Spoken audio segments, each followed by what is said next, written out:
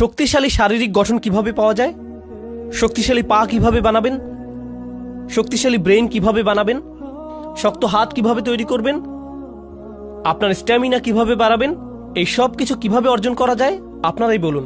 Exercise, সঠিক খাওয়া, অঙ্কে আরো ভালো কিভাবে করবেন, অনুশীলন, খেলাধুলায় আরো ভালো কিভাবে করতে পারবেন, আরো খেলতে হবে, আরো শিখতে হবে, অনুশীলন করতে হবে।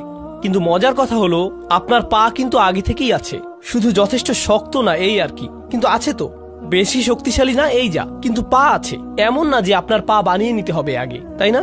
আপনাকে শুধু পায়ের ব্যবহার বাড়াতে হবে, দৌড়াতে হবে। যত দৌড়াবেন ততই শক্ত হবে, ততই স্ট্যামিনা বাড়বে। আপনার ফুসফুস তো আগে থেকেই আছে, কিন্তু ধারণ ক্ষমতা যথেষ্ট নেই। ট্রেডমিলে 3 মিনিট দৌড়ানোর পরেই